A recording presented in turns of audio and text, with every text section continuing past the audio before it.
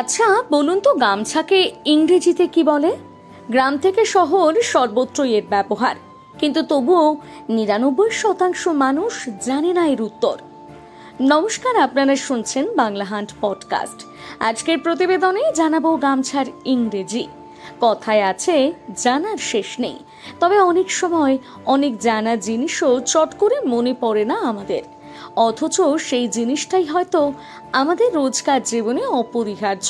তার মধ্যে গামছা এমনই একটি নিত্য প্রয়োজনীয় জিনিস যা কম বেশি সকলেই ব্যবহার করেন ঠিকই, কিন্তু এর ইংরেজি অর্থ বলা মুশকিল হয়ে ওঠে অনেকের কাছে। গামছাকে ইংরেজিতে কি বলে জানেন? স্নান করে গা মোছার জন্য তোয়ালের পরিবর্তে গামছা ব্যবহার করেন অনেকেই। কলকাতা শহর সংলগ্ন বহু এলাকার মানুষজন এখনো গামছাতেই হাত মুখ মুছে অভ্যস্ত।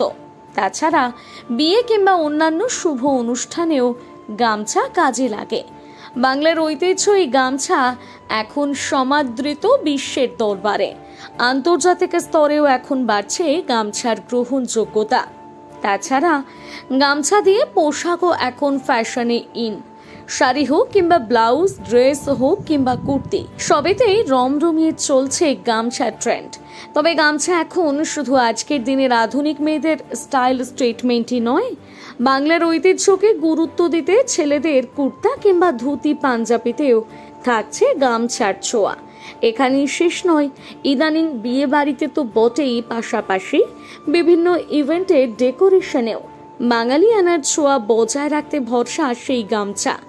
কিন্তু কখনো ভেবে দেখেছেন, তোয়ালেকে ইংরেজিতে টাওয়াল বলা হলেও গামছাকে ইংরেজিতে কি বলা হয়? অভিধান ঘেটে জানা গিয়েছে গামছার ইংরেজি অর্থ আ ন্যাপকিন মেড বাই হ্যান্ডলুম, অর্থাৎ তাঁতের তৈরি ন্যাপকিন। তবে এখানে বলে রাখি, কাজের দিক দিয়ে প্রাথমিকভাবে দেখে গামছা এবং তোয়ালে অনেকেরই একই জিনিস মনে হয় ঠিকই, কিন্তু এই গামছা এবং তোয়ালে উভয়ের মধ্যেই বিস্তর ফারাক। তোয়ালে মোটা হলেও গামছা তুলনামূলকভাবে অনেক নরম হয়। প্রসঙ্গত, তোয়ালে সাধারণত মেশিনে বোনা হয় আর গামছা বোনা হয় তাঁতে। এতক্ষণ আপনারা শুনছিলেন বাংলা হান্ট পডকাস্ট।